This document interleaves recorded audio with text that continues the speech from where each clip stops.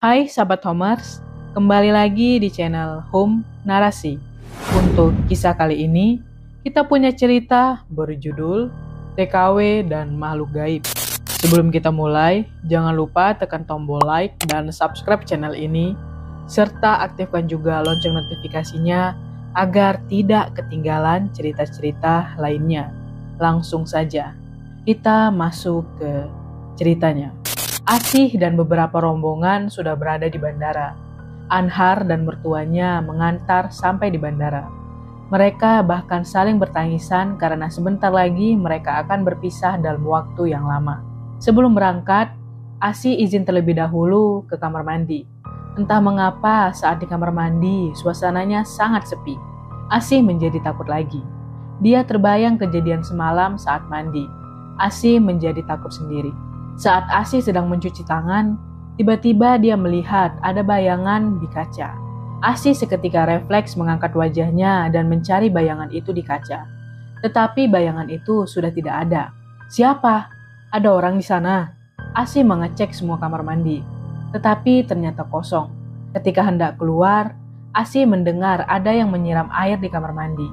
Karena tahu tidak ada siapa-siapa di sana, Asih segera lari dan kembali menyusul rombongan. Jadwal keberangkatannya pun sudah tiba. Saat berpamitan, hanya anaknya yang dia peluk sangat lama sambil menangis. Nana yang masih single menjadi ikut terharu. Dia menepuk pundak Asih berkali-kali. "Ayo kak, sudah saatnya berangkat." Nana mengingatkan Asih. Asih mengangguk lalu melepas pelukannya. Asih melambaikan tangannya berkali-kali sambil berjalan mundur karena tidak mau membiarkan kepergiannya dilupakan begitu saja. Apalagi dengan anaknya. Air matanya terus mengalir tanpa henti-hentinya, hingga membuat bajunya yang bagian atas sedikit basah. Untung saja Asih mengenakan jaket sehingga ia bisa menutupi bajunya yang basah. Asih tidak hentinya mengusap air matanya berkali-kali. Sedih ya rasanya, berpisah dengan keluarga. Nana yang duduk di dekatnya mencoba mengajak Asih mengobrol. "Iya nah, apalagi dengan anak yang masih lucu-lucunya. Kelak, kamu akan tahu rasanya ketika sudah punya anak. Kamu pasti tidak akan mau meninggalkannya walau hanya 1 detik saja." Asih menyeka air matanya dengan tisu. Nana mengangguk. Dia juga ingin ketika berumah tangga nanti tidak perlu merantau jauh-jauh dan harus berpisah dengan anaknya. Makanya sekarang dia harus mengumpulkan uang sebanyak-banyaknya untuk hari tua. "Itu cita-cita yang bagus nah. Pasti kelak anakmu bangga padamu." Asih tersenyum. Andai masa mudanya bisa dia gunakan seperti Nana, mungkin Asih tidak akan berpisah saat ini. Asih sempat menyesal, tetapi penyesalannya tidak akan mengubah apa-apa. Oleh sebab itu, Asih mencoba menerima keadaannya saat ini. Dia mencoba ikhlas menerima semua takdir yang sedang dia jalani saat ini. Asih masih teringat betapa lucunya tingkah anaknya yang masih berusia 1 tahun kurang. Asih yakin, hampir semua ibu di dunia ini tidak akan mau berpisah dengan anaknya yang masih berusia di bawah 5 tahun. Karena saat itu adalah waktu yang tepat untuk menjalin kasih sayang dan ikatan batin. Dan tentu, usia itu adalah usia anak yang sedang lucu-lucunya. "Jaga anak kita baik-baik ya bang, aku berangkat dulu." Sambil menyeka air matanya yang tidak mau berhenti, dia mengirim pesan pada suaminya. Ting! Pesannya langsung dibalas. "Iya Asih, anak kita akan kujaga baik-baik. Kamu semangat ya kerjanya." Anhar membalas pesan itu dengan membubui emotikon senyum. Awalnya Asih sulit beradaptasi dengan tempat kerjanya. Karena budaya dan bahasa yang berbeda, ditambah lagi orang-orangnya asing baginya. Tetapi perlahan Asih mulai menikmati pekerjaannya menjadi asisten rumah tangga. Setiap pagi, Asih menyiapkan sarapan majikannya sebelum berangkat kerja.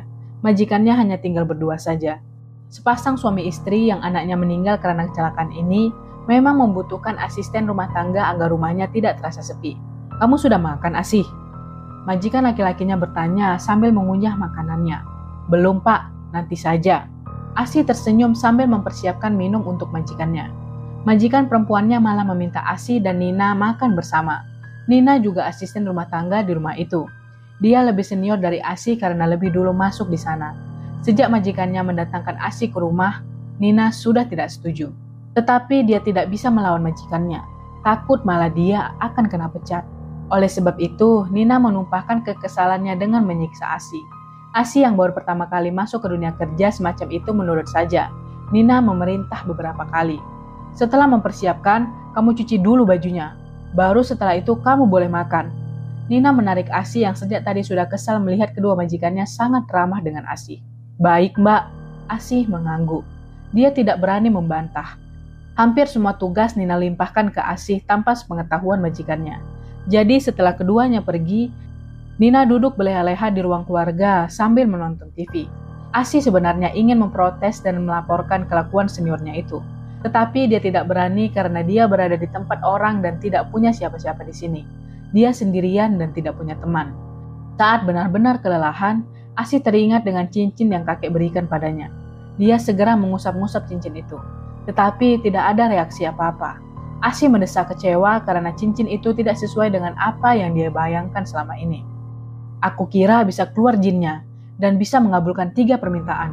Gerutu Asih lalu memakaikan cincinnya itu ke jari kelingkingnya. Karena kelelahan, Asih duduk dan bersandar di kursi yang ada di dekat meja setrika. Dia ingin beristirahat sejenak sebelum lanjut menyetrika tumpukan baju yang sangat banyak.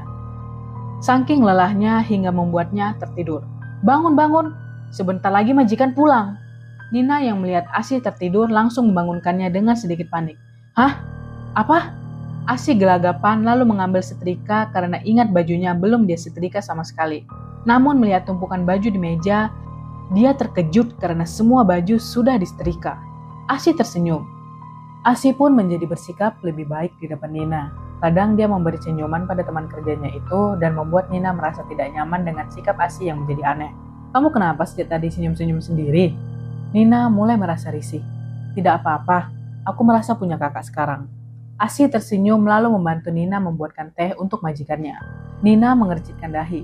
Sesekali tubuhnya bergetar sendiri karena merasa geli dengan kelakuan Asih yang bermanja-manja dengannya.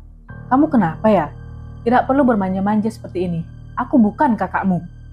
Nina mendorong Asih menjauh karena merasa risih disandari juniornya.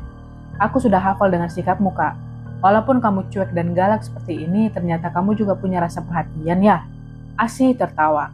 Nina seketika menengok lalu menatap mata perempuan yang ada di sampingnya itu. Nina tidak mengerti apa yang Asih maksud. Asih bukannya menjelaskan malah tertawa sendiri.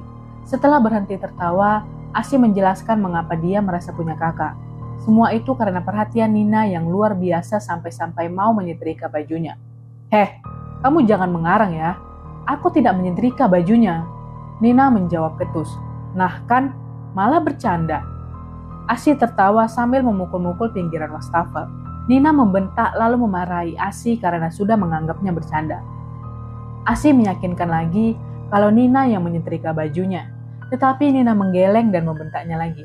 Aku tidak menyetrika bajunya. Kamu jangan anggap aku kakakmu lagi. Asih tertegun melihat raut wajah Nina. Dari raut wajahnya terlihat Nina memang jujur. Kalau bukan Nina, siapa lagi yang menyetrika bajunya? Asih seketika menengok cincin pemberian kakeknya. Lalu kembali teringat perkataan kakeknya. Apa jangan-jangan cincin ini benar-benar bekerja seperti kata kakek? Asih membanting sambil menelan ludahnya. Seketika permatanya mengeluarkan cahaya seolah membenarkan pikirannya. Asih segera menyibukkan diri mencuci piringnya. Malamnya, dia menelepon Anhar. Dia mengirim uang untuk merenovasi rumah dan memberi beberapa keperluan anaknya. Uang kemarin yang aku beri masih bang. Asih langsung membahas soal uang kemarin yang dia kirim. Masih Asih, uangnya masih aku bawa, tenang saja. Anhar berkata dengan santai. Asih pun mengutarakan niatnya. Dia ingin mengirim uang dalam jumlah yang banyak. Uang itu harus digunakan untuk merenovasi rumah dan untuk kehidupan sehari-hari. Mendengar niat itu, Anhar tampak kegirangan. Dia berjanji akan menggunakan uang itu sebaik mungkin. Terima kasih bang. Jaga anak kita baik-baik ya. Asih menutup teleponnya setelah mengatakan hal itu. Beberapa bulan kemudian, Asih kesulitan menelepon suaminya. Hampir setiap malam telepon tidak pernah diangkat. Asih mulai khawatir jika terjadi apa-apa dengan suami dan anaknya. Asih mencoba menelepon Paman Otong. Paman Otong menjawab dengan suara yang sangat antusias. Halo Asih, bagaimana kabarmu di sana? Baik-baik saja kan? Paman Otong terdengar memanggil Bibi Mardrim. Baik Paman. Asih juga menjawab dengan antusias. Mereka pun mengobrol banyak hal. Hingga Asih teringat jika Anhar belakangan ini sulit dia telepon. Asih mengeluh karena setelah mengirim uang untuk Anhar menjadi sulit dihubungi. Hal itu sudah terjadi 2 bulan belakangan ini. Paman Otong yang sudah tidak pernah bertemu dengan Anhar tidak tahu. Tolong paman tengok ya. Dan kabar anakku bagaimana? Asih mulai cemas. Baik Asih. Besok paman main ke rumahmu. Sekalian menjenguk anakmu juga. Paman Otong mencoba meredam kecemasan yang tumbuh di hati keponakannya. Asih pun berterima kasih lalu menutup teleponnya. Saat tidur, Asih bermimpi bertemu dengan seorang laki-laki yang berparas tampan. Dia datang begitu saja dan duduk di sampingnya. Asih takut langsung beranjak. Tidak perlu takut, aku tidak jahat. Duduklah. Laki-laki itu tersenyum lalu menarik tangannya. Entah kenapa, Asih menurut saja. Dia duduk lagi dan tidak berani menatap laki-laki itu.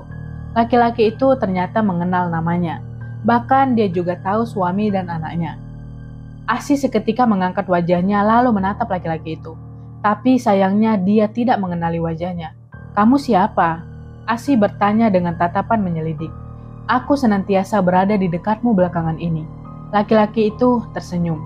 Hati Asih berdesir mendengar itu. Dekat? Siapa? Batin Asih. Saat hendak memperkenalkan namanya, Asih dibangunkan oleh suara Nina yang meneriaki namanya dengan sangat keras.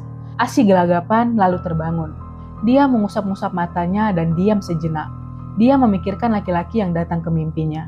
Sempat dia mengumpat karena gara-gara teriakan Nina, dia tidak jadi mengenal laki-laki itu. Cepat keluar, sudah pagi, jangan tidur mulu. Nina kembali berteriak. Baik-baik, aku keluar. Asih menggerutu kesal. Dia keluar dan melakukan aktivitas seperti biasanya. Kali ini Asih menjadi kurang fokus karena terus-menerus kepikiran dengan laki-laki yang datang di mimpinya tadi. Sehingga membuat pekerjaan sedikit berantakan dan Nina memarahinya terus-menerus. Malamnya Paman Otong mengirim foto yang membuat sendi-sendi tulangnya melemas semua. Tubuh Asih menjadi sangat lemas. Hampir saja dia pingsan dan kepalanya membentur pinggiran wastafel. Tetapi majikan perempuannya dengan sigap memeluknya. Ada apa sih? Majikan perempuan mencoba menyadarkan Asih. Karena tidak kuat menyangganya, Asih ditidurkan di lantai.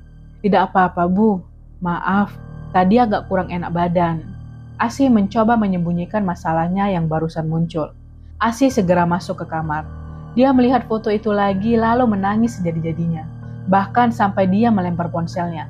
Dia tidak menyangka suaminya akan tega berselingkuh padahal di sini dia susah payah mencari uang untuk menghidupinya. Ting, Paman Otong mengirim pesan lanjutan. Selama ini uang yang kamu kirim untuk Anhar gunakan untuk berselingkuh dan anakmu dititipkan ke orang lain. Sehingga tidak terurus. Tadi Paman ambil anakmu dari orang itu. Pesan itu semakin membuat hati Asih hancur berkeping-keping. Dia juga berjudi sih. Mendengar penjelasan Paman yang terakhir, Asih tidak kuat dan langsung mematikan layar ponselnya dan membuangnya lagi. Saat ini hatinya seperti kaca yang dilindas truk berkali-kali sampai menjadi pecahan kecil. Asih menjerit dan membuat seisi rumah terkejut.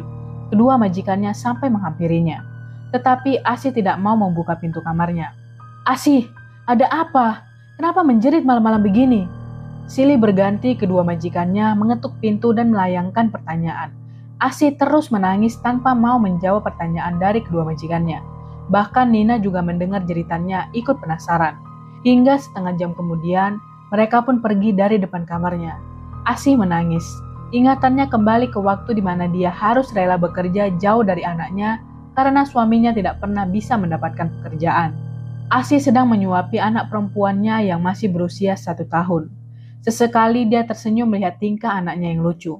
Tak berselang lama, Anhar datang dengan wajah murung. Wajahnya kusam dan sama sekali tidak bersahabat. Ada apa bang? Asih yang mengetahui suaminya datang mencoba menanyakan keadaan suaminya. Aku sudah melamar kerja di beberapa toko bangunan, tetapi tidak ada lowongan di sana. Anhar menendang kursi yang ada di dekatnya. Asih mengelus dada. Dia pun menyarankan untuk melamar di tempat-tempat yang sedang membangun. Siapa tahu mereka mau menerimanya walau hanya menjadi kuli saja. Anhar tidak mau. Dia malu dengan tetangga-tetangganya. Kenapa harus malu bang? Itu kan pekerjaan halal. Asih menggeleng. Aku lebih baik menganggur daripada harus menjadi kuli bangunan. Anhar masuk ke rumah sambil membanting pintunya. Asih hanya mengelus dada. Asih mengingat saat pertama kali mengenal Anhar. Anhar adalah laki-laki pekerja keras. Dia bekerja menunggu toko di pasar. Di sana suaminya itu bekerja dengan sangat giat hingga membuatnya jatuh cinta. Hingga akhirnya dia mau menikah dan sekarang mempunyai momongan. Sejak anaknya lahir, Anhar menjadi berubah. Dia sering marah-marah dan kerja tidak karuan. Sebelum menganggur, Anhar dipercaya menjaga toko. Karena toko itu kerap kehilangan barang, dia diberhentikan kerja. Aku tidak mencurinya, Asih. Semuanya fitnah. Anhar membela diri saat itu. Iya bang, aku percaya kamu tidak mencurinya. Asih tetap percaya pada suaminya. Hingga pada suatu waktu, dia melihat dengan mata kepalanya sendiri suaminya mencuri toko itu lagi. Asih sempat memarahi suaminya, tetapi suaminya tidak menggubris. Sorenya saat anaknya tidur, Asih diam-diam mendatangi Paman Otong. Paman Otong adalah pemilik toko sayur di pasar. Tokonya sangat besar. Dia masih ada darah saudara dengan ibunya Asih. Paman Otong terkejut dengan kedatangan Asih. Segera dia mempersilakan masuk dan menghidangkan minuman untuk keponakannya. Paman Otong dan Bibi Madrim mengajaknya mengobrol banyak hal, sampai pada inti kedatangan Asih. Paman, apa boleh Anhar kerja di sini? Asih bertanya dengan nada ragu. Paman Otong dan Bibi Madrim saling berpandangan. Mereka bingung menjawabnya. Karena sudah lama mereka mendengar jejak rekam dari Anhar, hampir semua orang pasar mengetahuinya. Bagaimana ya Asih? Paman Otong menggaruk keningnya. Bibi Madrim memainkan bibirnya sendiri karena rasa tidak enak menyerang di benaknya. Asih mengerti dan meminta maaf soal perilaku suaminya. Paman Otong menggelengkan kepala. Bukan itu maksudnya sih. Kami bisa menerimanya. Tetapi kamu bisa meyakinkan tidak kalau dia bisa berubah? Paman Otong melirik ke Bibi Madrim. Bibi Madrim mengangguk. Bisa paman, aku bisa meyakinkan kalian. Asih tampak bersungguh-sungguh. Paman Otong pun setuju. Tetapi Asih tidak berani bilang ke suaminya. Jadi dia meminta tolong pada pamannya agar datang menawarkan pekerjaan untuk Anhar. Paman Otong bersedia. Besok dia akan datang ke sana. Paman Otong membawa beroncong sayur. Anhar yang tengah menguap sambil menggaruk kepalanya terkejut lalu menghampiri pamannya. Asih mengintip dari balik gorden. Mereka berdua tampak mengobrol, lalu Anhar masuk ke dalam. Mau kemana bang? Asih pura-pura bertanya. Paman Otong datang menawari pekerjaan. Anhar agak tersenyum. Asih mengangguk. Di dalam hatinya dia bersorak-sorak gembira. Sorenya saat duduk di teras, orang-orang mulai membicarakan TKW. Di kampung itu hampir semua menjadi TKW. Asih tidak tertarik karena punya anak kecil. Tetangganya sempat menawarinya, tapi dia tolak. Sayang sekali, padahal menjadi TKW gajinya besar Asih. Kamu bisa membangun rumah dan membelikan anakmu mainan yang banyak. Rusti menggoda Asih. Kalau aku menjadi TKW, anakku bagaimana tante? Asih mengangkat anaknya. Titipkan saja pada ibu mertua atau pada keluargamu. Beres. Rusti memberi usulan. Asih diam saja. Dia benar-benar tidak tega jika harus berpisah dengan anaknya yang masih berusia 1 tahun dan lagi lucu-lucunya. Dia berharap Anhar bisa menghidupinya dengan bekerja pada pamannya. 3 hari bekerja, Anhar tiba-tiba tidak berangkat lagi. Asih terkejut. Biasanya suaminya sudah pergi sejak pagi. Tetapi kali ini dia malah asyik duduk di bangku teras dan bersandar di dinding. Asih mendekatinya. Hari ini libur bang? Tanya Asih dengan nada hati-hati. Aku sudah tidak bekerja lagi di tempatnya pamanmu. Anhar menjawab singkat tanpa menatapnya. Asih sempat ingin bertanya lagi, tetapi Anhar malah pergi dari sana. Asih harus mencari tahunya sendiri. Mungkin ada masalah antara Anhar dan pamannya. Jika itu terjadi, Asih akan merasa sangat bersalah. Asih datang ke rumah Paman Otong dengan membawa anaknya. Paman Otong menyambutnya dengan ramah seperti biasanya. Begitu juga dengan Bibi Madrim. Dia mengambil anaknya dari gendongan Asih. Paman, apa Anhar berbuat ulah lagi? Asih memasang wajah sedih. Sepertinya dia tidak bisa berubah Asih. Untung saja paman tahu. Dia mencuri uang sore tadi. Tapi ketahuan, dia lari dan tidak kembali lagi. Paman Otong menggeleng kesal. Asih seketika menunduk dan meminta maaf berkali-kali pada pamannya. Paman Otong menarik tubuh Asih agar mau berdiri. Asih berdiri dan menangis jadi-jadinya. Paman Otong menenangkan Asih. Tenang aja Asih. Aku tidak akan memperkarakannya. Cukup memberi pelajaran saja pada dia agar jera dan berubah menjadi lebih baik. Paman Otong tersenyum. Dia meminta maaf sekali lagi. Sepanjang perjalanan kekhawatiran Asih muncul. Jika suaminya tidak bekerja lagi, bagaimana bisa mereka makan sehari-hari? Padahal kebutuhan anaknya semakin banyak. Asih ingin menangis karena tidak kuasa menahan kesedihannya. Namun dia harus kuat. Jangan sampai dia pulang dalam keadaan nangis. Suaminya pasti akan marah. Mertua datang berkunjung saat Asih sedang mempersiapkan sarapan. Kunjungan itu membuatnya terkejut karena belum mempersiapkan segalanya. Padahal biasanya mertuanya mengabari kalau mau datang. Tapi entah kenapa hari ini datang tanpa memberi kabar. Asih mempersilahkan Marda masuk. Marda hanya mengangguk ketus. Sudah sejak lama mertuanya bersikap acuh pada Asih. Namun Asih tidak menggubrisnya dan memilih melayaninya sebaik mungkin. Anhar di mana? Marda menanyakan anak kandungnya. Baru memberi makan burung, Bu. Asih menunjuk ke belakang. Marda mengangguk lalu meneguk teh yang Asih berikan barusan. Marda mulai membicarakan soal TKW. Dia mulai menceritakan tentang tetangganya yang sudah punya rumah dan tanah berhektar-hektar karena menjadi TKW.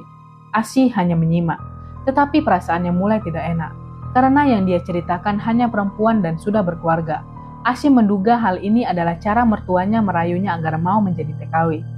Aku tahu, yang sebenarnya yang wajib menafkahi adalah seorang suami. Tetapi tidak ada salahnya kan, kalau istri membantu suaminya bekerja, apalagi ekonomi keluarganya sedang kurang baik. Marda menatap Asih. Asih tertegun dan termenung. Dia tidak memberi jawaban. Marda mendesah panjang, sepertinya dia mulai tampak kesal. Kembali dia menekankan agar Asih mau menjadi TKW. Kali ini tanpa perlu basa-basi. Asih, kamu harus berangkat menjadi TKW. Karena sekarang kesempatannya sangat terbuka. Kamu mau kan hidupmu berubah dan tidak begini-begini saja?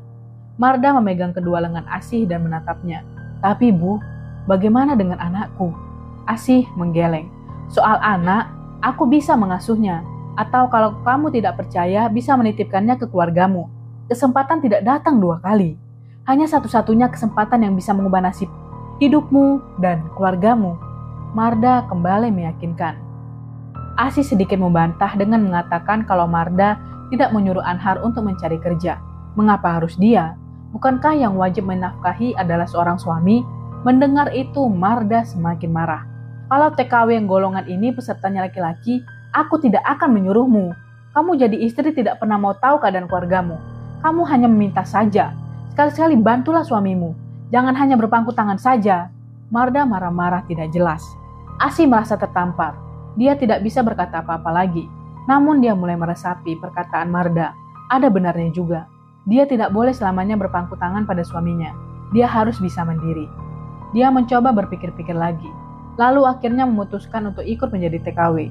Mendengar itu Marda tampak bahagia. Bahkan dia memeluk Asih dengan sangat erat. Asih terkejut karena jarang sekali mertuanya mau memeluknya. Baru kali ini, aku merasa mempunyai menantu yang bermanfaat. Marda melepas pelukannya lalu memegang kedua pipi Asih. Asih mengangguk. Sebelum mendaftar, Asih mendatangi Paman Otong dan Bibi Madrim terlebih dahulu. Karena hanya mereka berdua yang menjadi orang tuanya saat ini setelah kedua orang tuanya meninggal. Paman Otong dan Bibi Madrim terkejut mendengar cerita dari Asih. Mertua seharusnya tidak perlu ikut campur urusan rumah tangga anaknya, apalagi menyuruh menantunya untuk kerja. Harusnya anaknya yang disuruh bekerja karena laki-laki, bukan perempuan. Bibi Madrim bersungut-sungut, api amarahnya meledak-ledak. Benar Asih, seharusnya Anhar yang wajib bekerja, bukan kamu. Kamu tidak perlu menuruti perkataan mertuamu. Kamu fokus mengasuh anak saja. Paman Otong juga tidak setuju. Asih menggeleng. Dia takut kalau menolak, Anhar dan mertuanya akan berbuat aneh-aneh pada anaknya.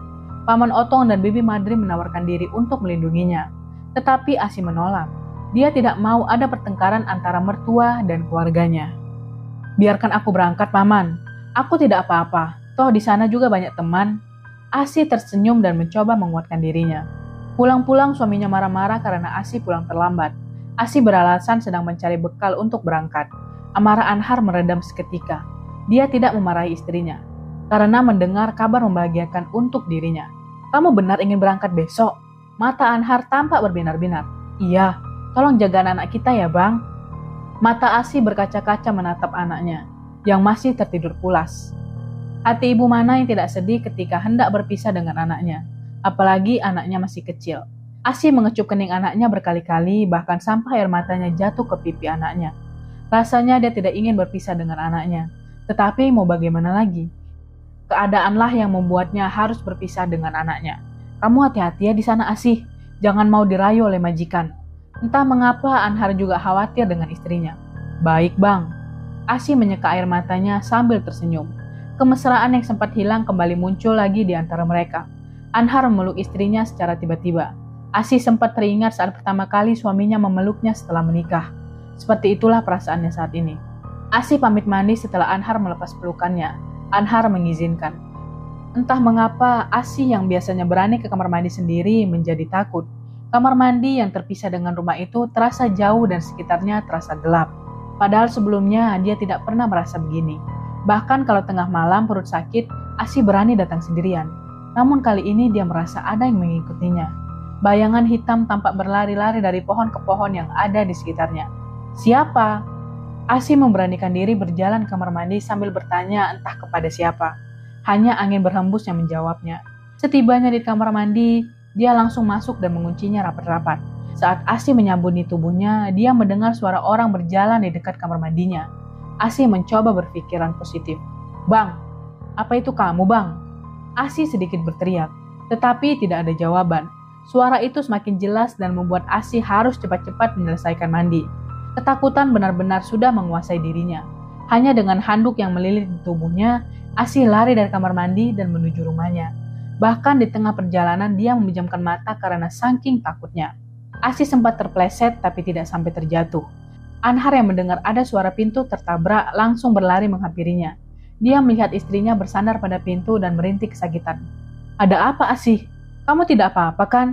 Anhar segera membantu istrinya berdiri. "Tadi aku sedikit terpleset, Bang. Tapi tidak apa-apa. Hanya lututku saja yang sakit karena terbentur pintu."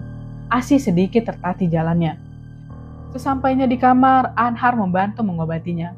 Sambil menunggu diobati, Asih menceritakan tentang kejadian saat dia hendak mandi dan saat ada orang yang datang ketika dia sedang mandi. "Mungkin itu hanya perasaanmu saja karena kecapean sih. Biasanya apa begitu? Tidak kan?" Anhar tersenyum mencoba menenangkan istrinya. Asih menangis lagi setelah ingatannya silih berganti datang, hingga membuatnya tertidur. Di dalam mimpi, laki-laki yang pernah datang di mimpi sebelumnya mendatanginya lagi. Laki-laki itu duduk persis di sampingnya yang sedang tidur. "Kamu siapa? Kenapa datang lagi?" Asih panik dan seketika bangun. "Kamu tidak perlu takut, Asih. Aku di sini untuk menjagamu." Laki-laki itu tersenyum. Lalu memegang tangan Asih diam sejenak. Entah kenapa, sentuhannya membuat hatinya sedikit tenang dan bisa melupakan sejenak masalahnya. Entah mengapa laki-laki itu memeluknya. Asih pun menjadi menyandarkan kepalanya di dada laki-laki itu. Dia tidak mau bercerita dan hanya ingin bersandar saja, hingga dia terlelap lagi dalam tidurnya. Paginya Asih bangun dengan keadaan suasana yang lebih baik. Kedatangan laki-laki itu membuatnya bisa mengobati rasa sakitnya, tetapi dia tidak tahu laki-laki itu siapa. Karena merasa sudah kesiangan, Asih segera keluar dan mempersiapkan sarapan untuk majikannya. "Hei, kalau kerja itu fokus. Jangan sambil melamun." Nina yang sejak tadi melihat Asih melamun menegurnya. Iya kak, maaf. Asih merasa malu karena sejak tadi melamun memikirkan masalah yang sedang dia hadapi. Malamnya, laki-laki itu datang lagi. Malah saat langsung mengusap-ngusap rambutnya, Asih terkejut lalu kembali duduk. Laki-laki berparas tampan itu tersenyum. "Kamu tidak perlu khawatir lagi sih. Kalau ada apa-apa, kamu bisa bercerita padaku. Aku akan mencarikan jalan keluar." Laki-laki itu menawarkan diri. Asih mengangguk. Wajahnya yang sendu tiba-tiba berubah saat laki-laki itu menawarkan diri untuk memijat tubuhnya. Asih awalnya ragu, tetapi dia akhirnya mau. Asih seketika terkejut karena pijatan laki-laki itu sangat enak. "Sudah lama kan kamu tidak pernah dipijit seperti ini?" Laki-laki itu mengajaknya mengobrol. "Benar, terakhir kapan ya? Aku malah lupa. Sepertinya sudah sangat lama aku tidak merasakan hal ini." Asih mulai tenang. Pijatan demi pijatan yang laki-laki berikan membuatnya rileks. Entah mengapa, saat laki-laki itu memijat, seolah dunia ini tidak memiliki masalah apapun. Setiap kali laki-laki itu datang, paginya tubuh Asih terasa lebih enak dan lebih semangat. Perlahan dia mulai melupakan suaminya. Pikirannya saat ini dipenuhi oleh laki-laki yang selalu datang dalam mimpinya. Bahkan sampai-sampai timbul niat di hatinya ingin menceraikan suaminya ketika kontrak kerjanya habis. Dia sudah tidak punya pintu maaf lagi untuk suami dan mertuanya, karena semua itu sudah keterlaluan. Malamnya, Asih yang sudah lama memendam rasa penasaran, langsung menghujani laki-laki yang datang dalam mimpinya dengan berbagai pertanyaan. "Sebenarnya kamu siapa? Dan apa maksudmu selalu datang kepadaku?" Asih tanpa berpikir dua kali menyerangnya dengan berbagai pertanyaan. "Aku penunggu cincinmu." Laki-laki itu menunjuk cincin yang Asih gunakan. Seketika matanya terbuka lebar dan bibirnya menganga beberapa senti. Asih mencoba mengingat-ingat lagi cincin yang dia gunakan. Suatu waktu, Asi diajak makan dulu oleh Bibi Madrim. Di sana mereka bercerita tentang kakeknya. Asi terkejut ternyata masih mempunyai kakek. Dia menyimak dengan serius obrolan paman dan bibinya itu. Kakek Situng. Sekarang ada di mana, Bi? Asi menyela. Dia ada di daerah bukit sana. Kalau kamu longgar, main saja ke sana. Soal uang transport, nanti aku kasih. Katanya dia pengen ketemu kamu. Sudah lama tidak bertemu denganmu. Bibi Madrim menjelaskan alamat lengkapnya. Asi mengangguk. Rasanya dia ingin bertemu dengan kakeknya. Karena memang dia baru tahu kalau masih punya kakek. Kakek itu ayahnya dari paman Otong dan ibunya. Jadi pasti sangat menyenangkan rasanya bertemu dengannya. Batin Asi riang. Tapi kenapa kakek tidak pernah terlihat lagi, Bi? Pertanyaan Asi membuat Bibi Madrim tersedak dan terbatuk-batuk. Dia segera mengambilkan minum untuk bibinya. Kalau kamu datang ke sana, kamu pasti akan tahu alasannya. Bibi Madrim tersenyum. Asi mengangguk. Dia semakin penasaran dengan kakeknya. Asi pun pulang setelah membantu membereskan piring makan. Saat mau berangkat menjadi TKW, Paman Otong juga meminta Asi untuk meminta restu pada kakeknya. Kalau itu maumu, kamu perlu datang ke rumah kakek untuk meminta restu padanya. Paman Otong tampak sedih dan prihatin dengan nasib yang Asi alami. Asi mengangguk. Dia juga sudah tidak sabar ingin bertemu dengan kakeknya. Setelah mendapat alamatnya, Asi berangkat ke rumah kakek yang berada di kaki gunung. Jalan yang Asi lalui sangat terjal dan berliku. Bahkan dia sampai harus masuk ke hutan belantara. Saat berjalan menuju rumah kakeknya, tiba-tiba ada bayangan yang mengikutinya. Bayangan itu lompat dari satu pohon ke pohon lainnya. Asi menengok lalu seketika tubuhnya merinding. Ketika hendak sampai, Asi dicegat oleh harimau besar. Asi ketakutan lalu berteriak memanggil kakeknya. Tiba-tiba kakeknya muncul dari balik harimau. Harimau itu menepi. "Kamu siapa? Kenapa kamu datang ke sini?" Kakek Situng menghampiri Asi. "Kek, ini aku, Asi." Asi tersenyum. Seketika kakek Situng tersadar dan langsung memeluknya. Dia segera membawa cucunya masuk ke rumah. Kakek Situng kegirangan karena ada tamu istimewa datang hari ini. Dia langsung meminta pelayannya menghidangkan makanan dan minuman terbaik. Kakek Situng tak henti-hentinya memuji cucunya. "Cantikmu memang menurun dari ibumu ya, Nak. Aku tidak percaya kamu akan datang ke sini. Siapa yang memberitahumu?" Kakek Situng bertanya dengan sangat antusias. "Paman Otong dan Bibi Madrim."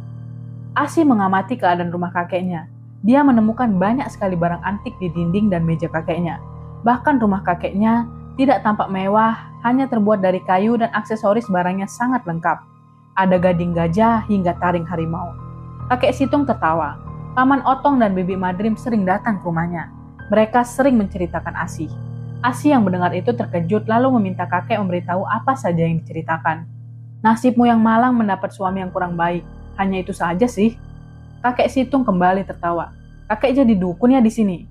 Asi seketika melayangkan pertanyaan membuat kakek Situng tertawa lagi. Asi, kamu sama persis dengan kebanyakan orang. Kalau melihat rumah dipenuhi barang-barang antik, langsung menduga kalau itu rumah dukun. Di sini, aku menjadi tabib, sering mengobati orang-orang sekitar yang terkena sakit. Kasihan mereka jika harus datang ke rumah sakit yang biayanya sangat mahal. Kakek Situng menjelaskan sambil menunjukkan peralatan pengobatan yang sering dia gunakan.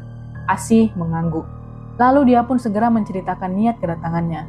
Kakek Situng terkejut karena pertemuan pertamanya ini malah menjadi pertemuan terakhir sebelum Asi berangkat menjadi TKW.